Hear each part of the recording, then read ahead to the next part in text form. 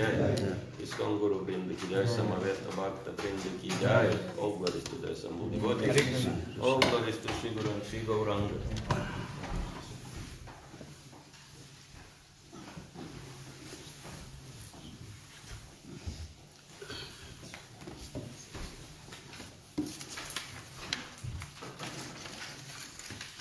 Omagyantirandasya Ginandana Shakya Chakshurannaditam Yana Tasmai Sri Gurave Namaha Sri Chaitanya Manodishtam Stotitam Yana Bhakade Swayam Rupa Kadamayam Kadati Swapadantikam Panchakalpatarubhyascha Kripa Sindhu Devacha Pachitanam Pavanebhyo Vaishnavebhyo Namo Namaha Shri Krishna Chaitanya Prabhu Nityananda Shri Advaita Gadadhara Shivasati Gaur Bhakta Vrinda Hare Krishna Krishna Krishna Hare Hare Hare Rama Rama Rama Hare Hare Prema Purodi Gurnyama Chayana Mutirusha Bhumte Ganasada Sasada Pagavan Krishna Bhagavan Namacham Sime Om Namo Bhagavate Vasudevaya Om Namo Bhagavate Vasudevaya Om Namo Bhagavate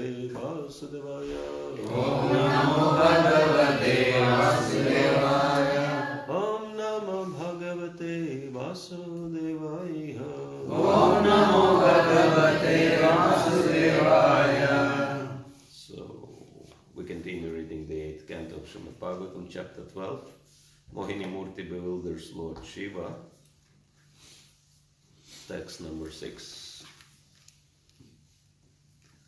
Tavaiva charanam bhojam Tavaiva charanam bhojam Tavaiva charanam bhojam Tavaiva charanam bhojam Shreyas kama nirashisha Shreyas kama nirashisha Shreyas kama nirashisha Shreyas kama nirashisha Visrijya bhayata sangam Visrijyo bhayata sangam Visrijya bhayata sangam Visrijyo bhayata sangam Munaya samupasate Munaya samupasate Munaya samupasate Munaya samupasate Tavaiva charanam bhajam Tavaiva charanam bhojam Shreyas kama nirashisha Shreyas kama nirashisha Visrijya bhayata sangam Visrijyo bhayata sangam Munaya samupasate Munaya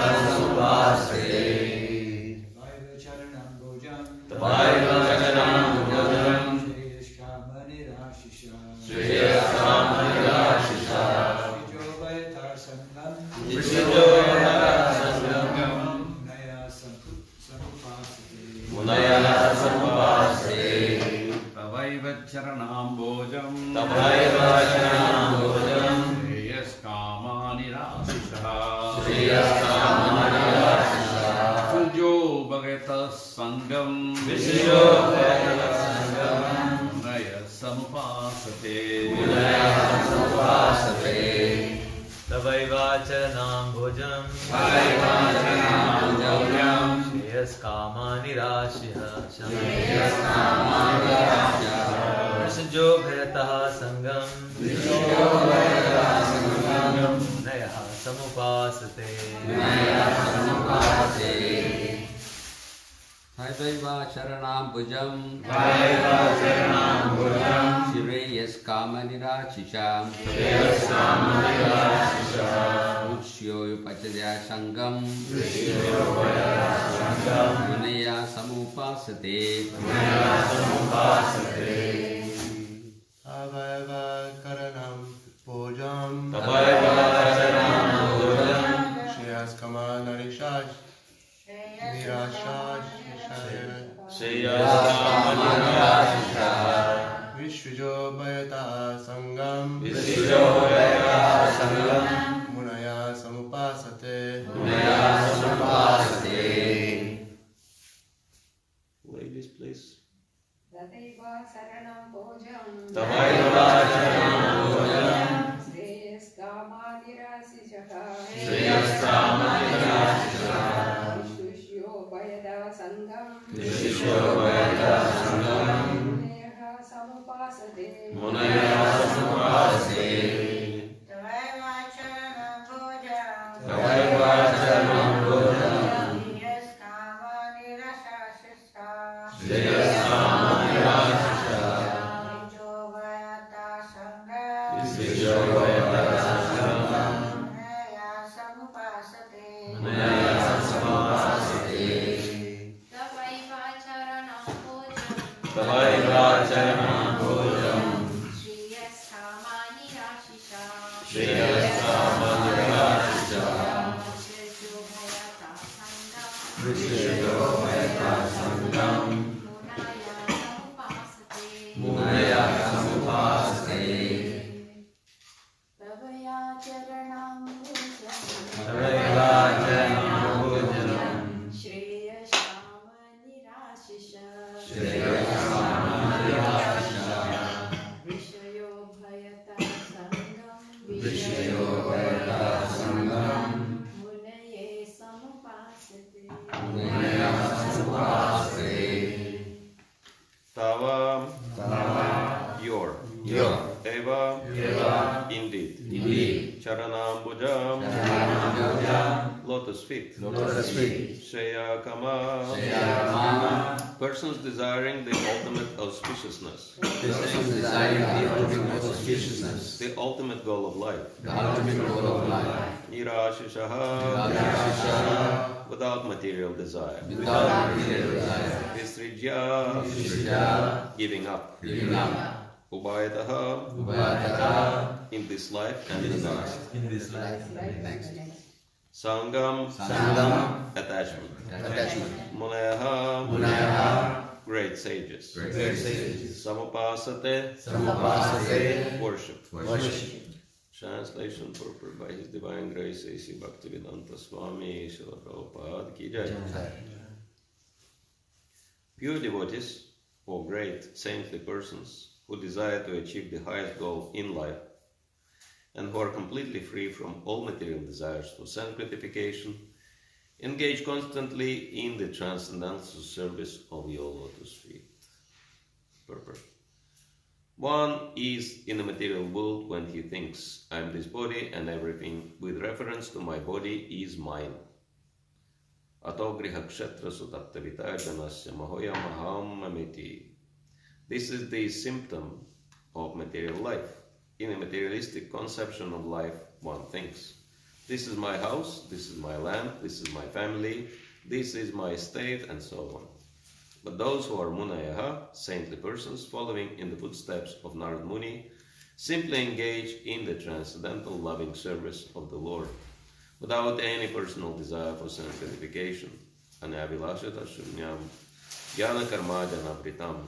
Either in this life or in the next, the only concern of such saintly devotees is to serve the Supreme Personality of Godhead.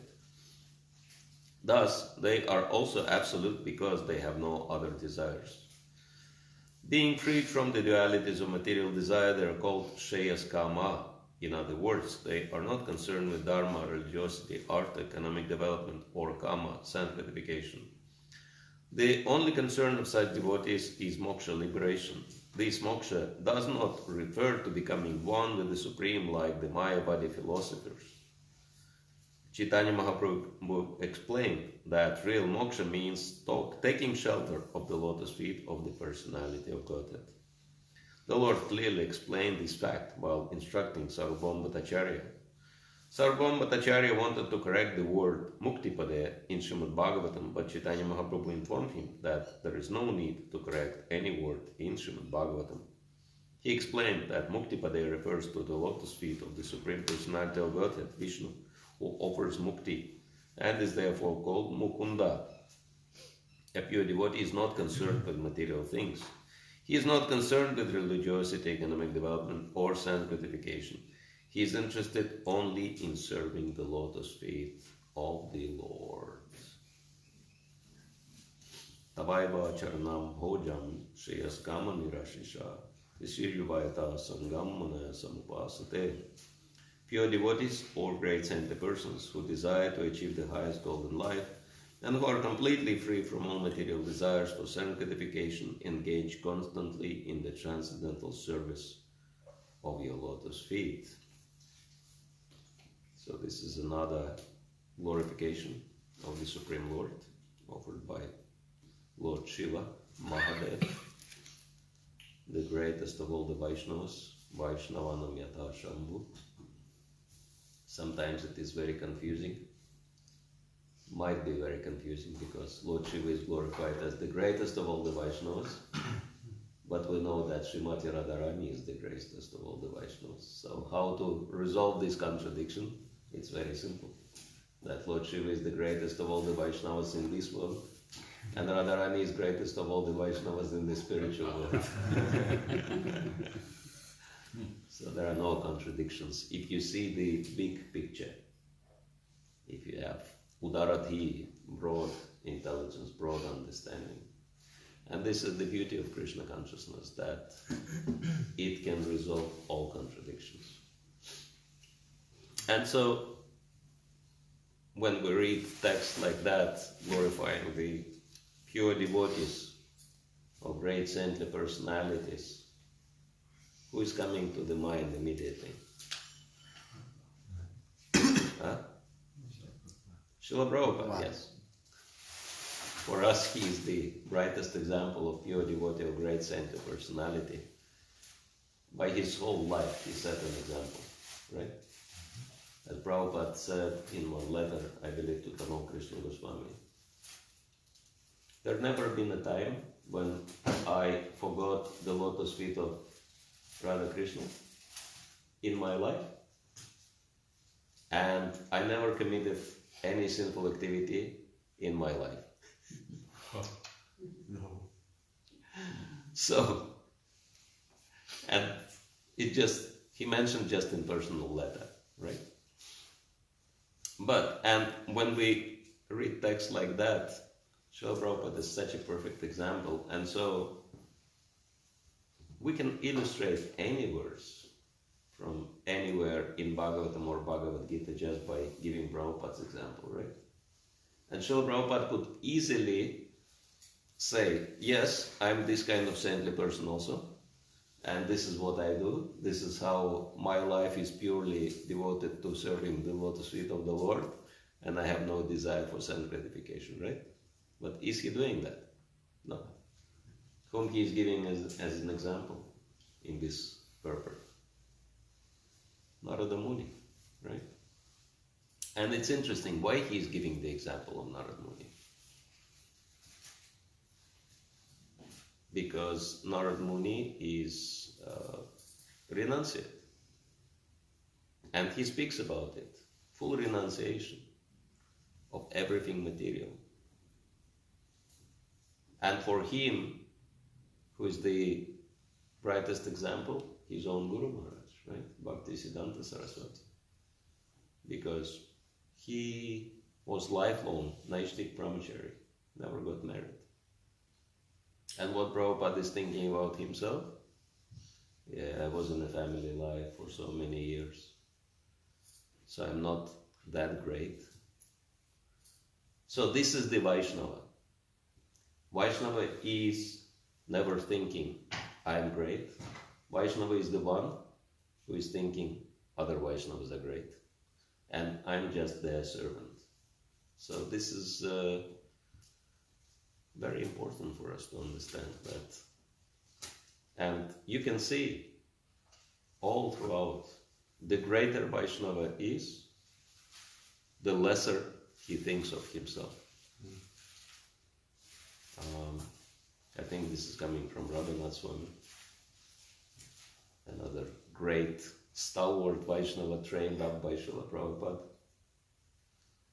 that humility does not mean think of yourself less. Real humility means think less of yourself. Right?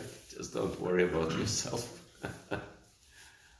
Whether one thinks I'm the greatest or whether one thinks I'm the most fallen, these are two sides of the same coin of false ego, right? I think Bhakti Siddhanta Saraswati said, what will you gain by advertising yourself as humble person? Like one disciple came to Srila Prabhupada, and he said, Srila Prabhupada, I am the most fallen. Prabhupada said, no, you are not the most fallen, you are simple fallen. You are not most of anything. Don't claim even that fame. Simply fallen. So, but we can see great devotees, Bhakti Thakur, Narottam Das Thakur, right? Amazing songs when they speak about themselves. Hari Hari Bipale Jana Megonaiva, the most favorite song of Srila Prabhupada, right? That, oh my Lord, I wasted my time, my life uselessly. Manusha Janamapaya, Radha Krishna Namajaya, Janya Shuniya Vishakainu. That I got this rare human form of life, but I never worshipped Radha and Krishna, and so knowingly I drank poison. So, and continues talking about his disqualification. Such an amazing Vaishnava. Or Bhaktivinoda Thakur's song Amara Jivan. Scary what he's saying about himself, right? That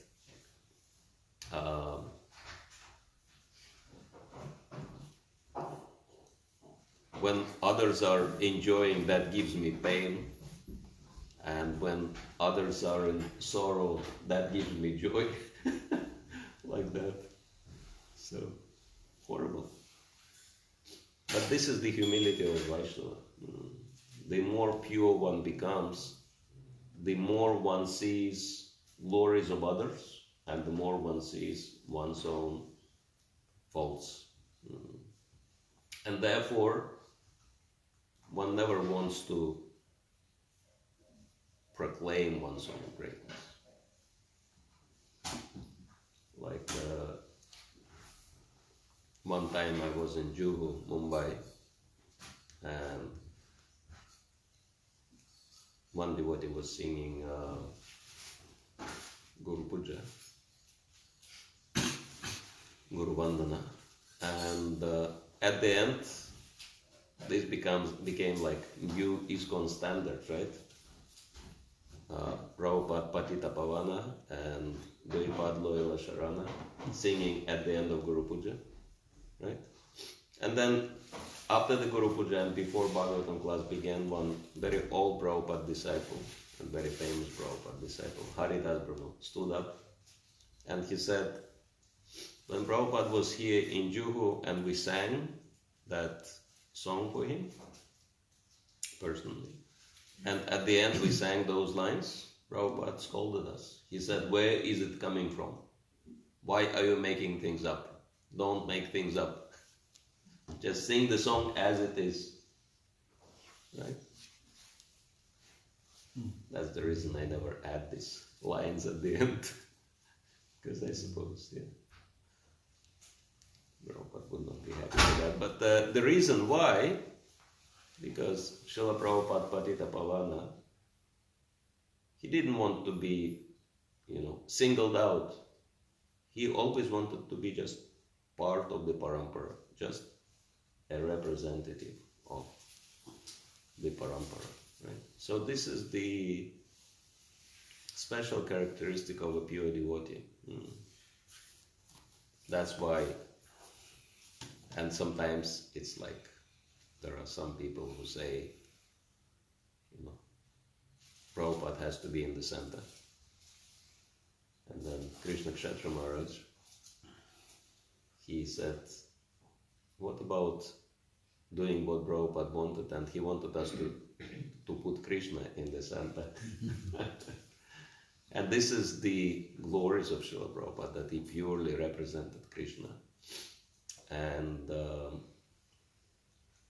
he took very humble position. And we'll speak about it tomorrow when we will be discussing spiritual entrepreneurship concept, because it so perfectly describes Srila Prabhupada in all respects. And yet we understand that his example is absolutely perfect. Even though he might be thinking, oh yeah, I haven't surrendered to Krishna fully, I was in a family life, etc. I was doing business, and so many of my god brothers were fully surrendered to the mission. But why Srila Prabhupada was doing business? Not to become rich and enjoy, but to facilitate his Guru Maharaj's mission. Because he realized that Krishna consciousness is not about dry renunciation. And the mission needs money. And he was never sentimental like that. Just renounce, have nothing and be proud of it. Like he says in one of the purports to Srimad Bhagavatam, even the pauper is proud of his, few pennies.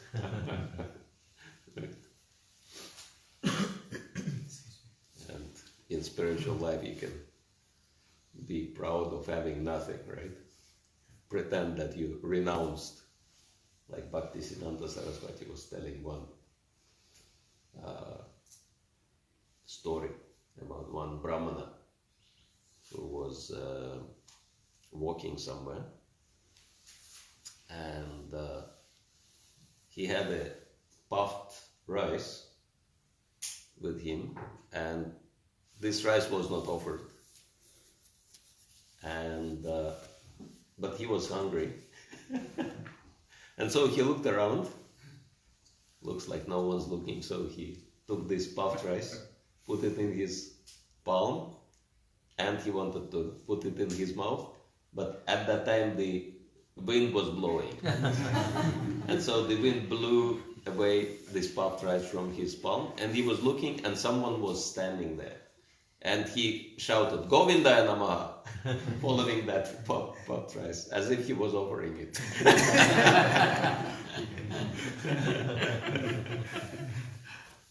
So like that example of artificial renunciation, right? Whatever I could not enjoy, okay, at least let me be proud that I've renounced that, right? I couldn't, gain anything in life, and I'm very proud of it. And I will criticize everyone who achieved something, right? So that's Mayavad. Never to be mistaken for real spiritual life. Because spiritual life, this is the biggest difference between real and false spiritual life, real renunciation, Yukta Vairagya and Phalga Vairagya. That Yukta Vairagya means everything must be used in the Lord's service.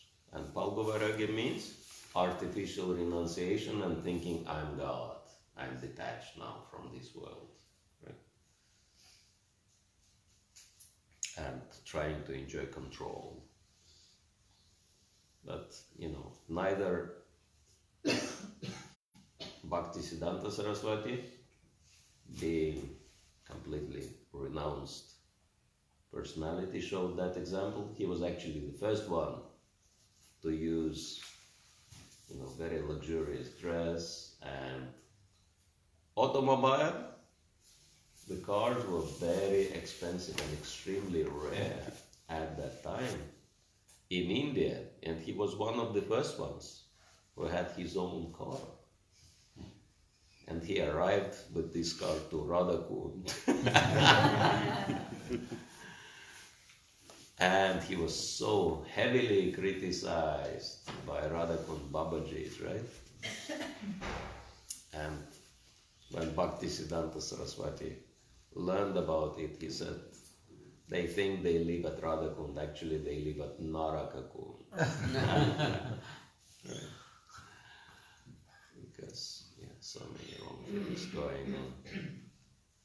Some devotees getting bewildered by that. Oh, Radha Kund, very, very pure. Babaji is fully concentrate, fully focused on Krishna and Radharani, right? One devotee I know quite well. He got bewildered at one point with these things. So he actually went to Radhakund. And then he saw things at Radhakund he could never imagine. We not even will be mentioning this, not to contaminate Bhagavatam class. So he was completely disgusted, left Radhakund. And then he thought, okay, let me try my luck in other Gaudiya group. Got disgusted with this also. Tried Nimbarka Sampradaya, got disillusioned there, came back to ISKCON, he said, forget it, I made the full circle. you cannot find your, dream. Material world means material world. There are problems everywhere, but at least here it is much better than in other places. So, yes. There are always imperfections in anything in material life, and so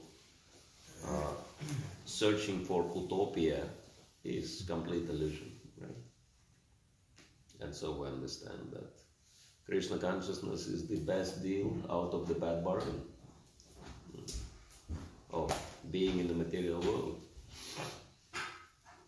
And the real Krishna consciousness means trying to do what the Lord wants, rather than trying to do what we want. And my conclusion after so many years of practice is that there is one most amazing example Srila Prabhupada showed. Of course he showed, like unlimited amazing examples, but for me this is the prime one, and that is the example of empowerment. He definitely was empowered, but he used that empowerment to give power to other people.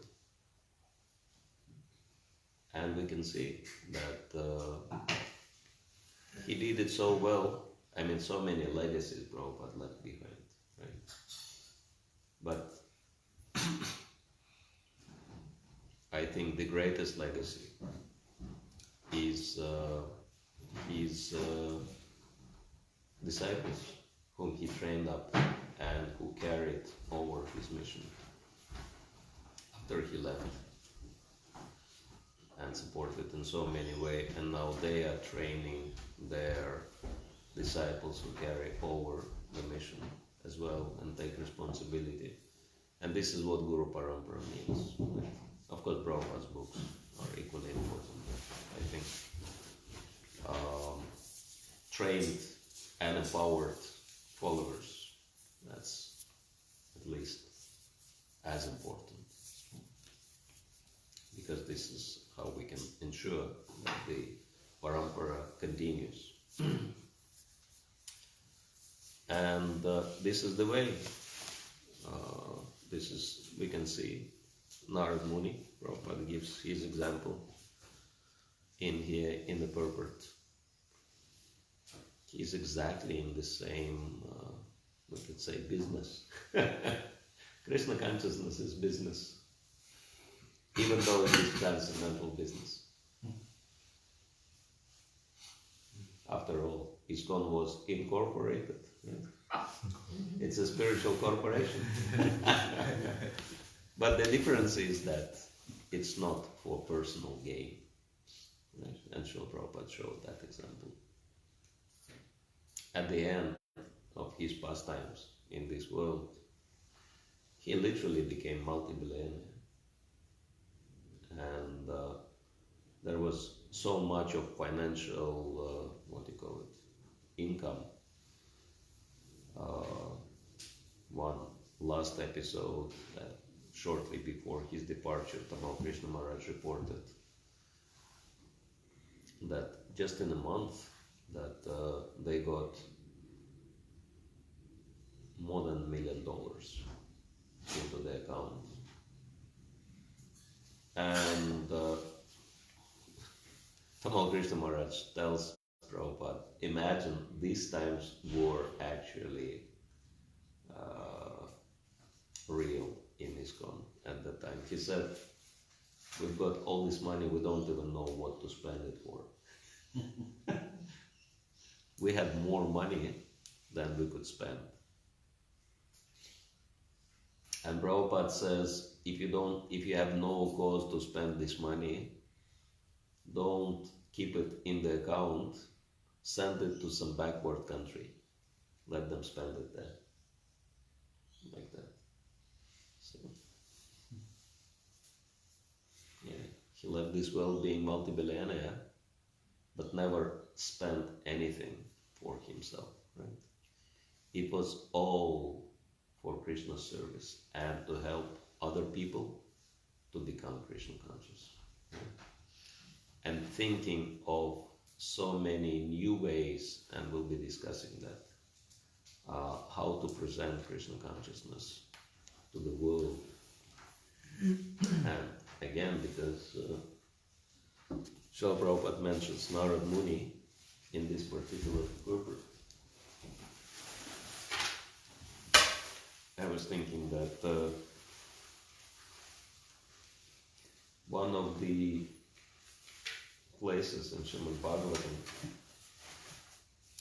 is super important for us to understand the mission, fully understand the mood and the desires of pure Vaishnavas, such as Narad Muni, starting with him. And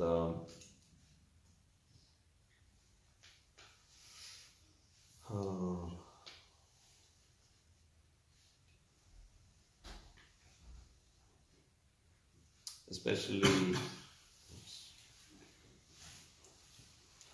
in the first canto, 5th chapter of Srimad Bhagavatam, Narad Muni is giving Vyasadeva instructions on what is Krishna consciousness, what is devotional service. And certain things are just outstanding. Yeah. Especially text 20, 1.5.20. He says, the Supreme Lord, Personality of Godhead, is himself this cosmos. It's very much in line with what we spoken yesterday, right? That everything is connected to Krishna and everything should be respected as Krishna's property and utilized according to the Lord's rule. And I actually am very grateful that devotees responded very enthusiastically to the call to improve the cleanliness standards in the temple. They did a lot of cleaning yesterday. So it's like today, such a huge change. Right? Prabhu spent so many hours for that, and Anatoly, he spent his early morning time before going to work. He came and did the cleaning, and I think he did something really remarkable. Cleanse that window. Now it looks so different. And so yes, this is what Narad Muni also stresses, same like Lord Shiva, that everything is Krishna, everything belongs to Krishna. The Supreme Lord, Personality of Godhead, is himself this cosmos, and still he is aloof from it. From him only has this cosmic manifestation emanated. In him it rests, and unto him it enters after annihilation. Your good self knows all about this. I have given only a synopsis. And Srila Prabhupada explains something really interesting and important in the purport, towards the end of the purport.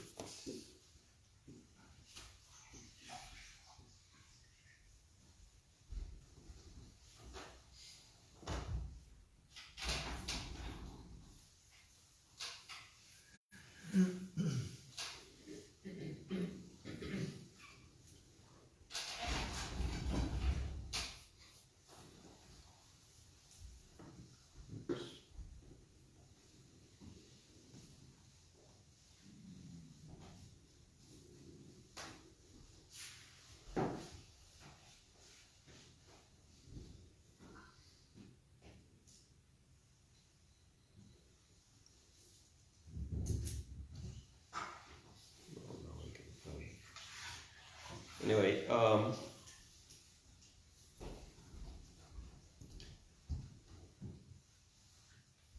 just give me 1 second.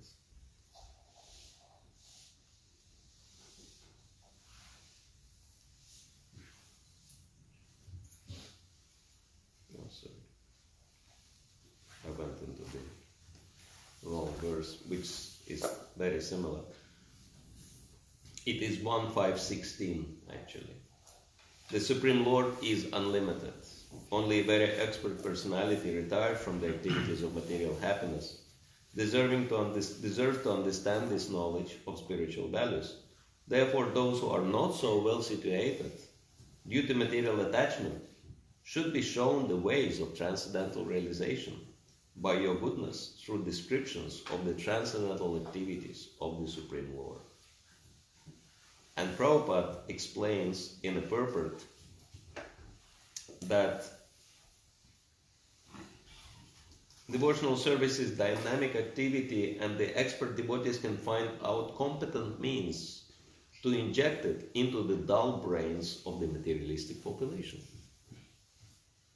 It's quite amazing that people are not interested in Krishna consciousness, but devotees are so expert, they figure out how to do it, so that people can become Krishna conscious.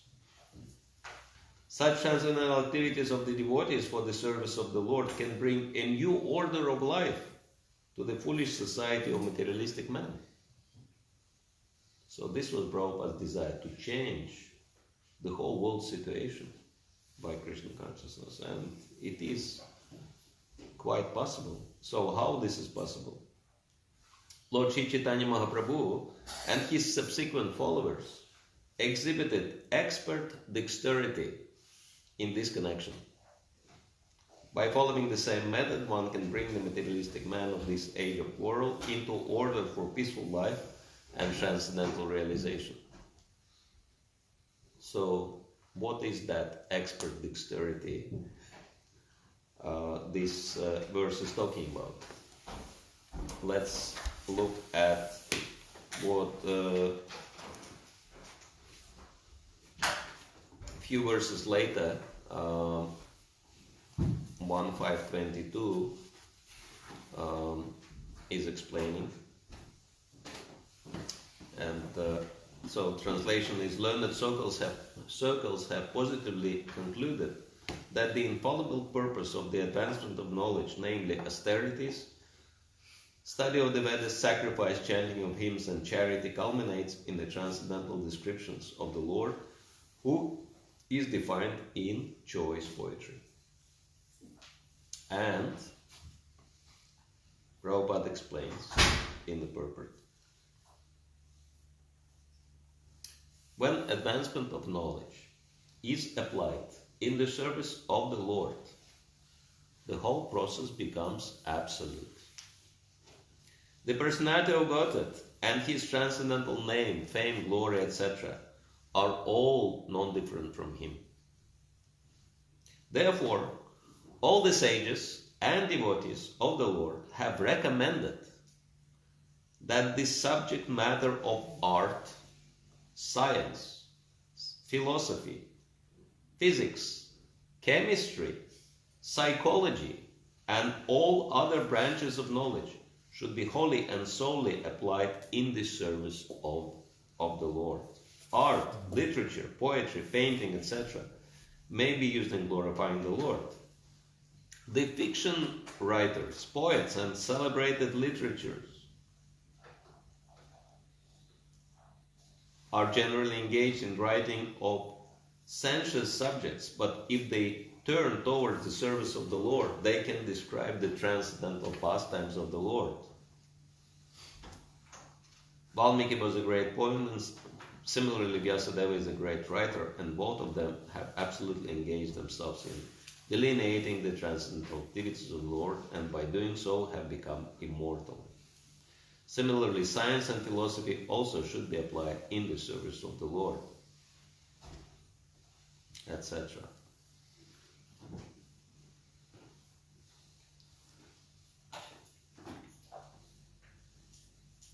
So this is the idea, that everything must be used in the Lord's service, not just things, but every single sphere of human life should be connected to the Lord's service, and this makes the process absolute, right? And this is what Prabhupada meant by saying that I gave you a framework and you have to feel it in this framework. And he also said that 50% of my mission was not really accomplished because I gave you spiritual knowledge and spiritual practices, but I didn't have enough time to create social spiritual structure, which is called Varnashram, right? And some people insist that it should only be limited to farm communities, but farm communities means Vaishya and Grihastha, right? What about brahmacharis? What about vanaprasthas? What about sannyasis? What about brahmanas? What about kshatriyas? What about shudras, right? So why exclude 2 out of 8 elements and try to say that this is the whole social spiritual development? Of course not. If we read Bhagavatam, it's very clear that the picture is much bigger, and this is what Prabhupada wanted. And actually, I figured it out why Srila Prabhupada was insisting on farm communities. Because he saw that devotees still cannot overcome, they still are going for employments. And from Prabhupada's standpoint, it wasn't a good thing to be employed. So he wanted devotees to shift to self-employment, right? And so he saw this as the way forward. Just yesterday I listened to the class where Prabhupada explained that for devotee, he has to be self-employed. But anyway, there are ample opportunities for that. Even if you live in the city, you don't have to drop anything. You just have to change your thinking, that's all. And then everything changes. So we'll be discussing that tomorrow. But we'll stop here. I hope you heard something for your interest, and so if you have any questions, comments, suggestions or complaints, you're welcome to share.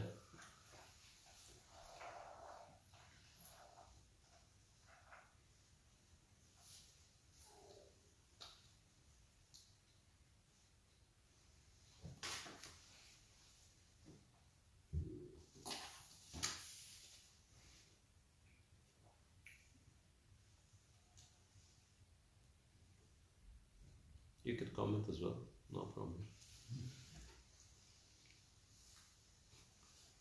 if you agree with anything which you heard, you can comment on it.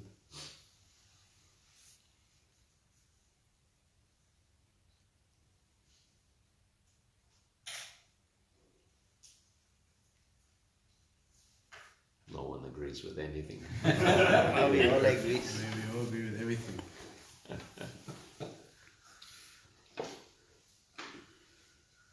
I wish I brought a notepad. So I can keep track of everything. Well, it's tape recorded, so you can listen to it later. You can watch later. Yeah, I can watch later, yeah.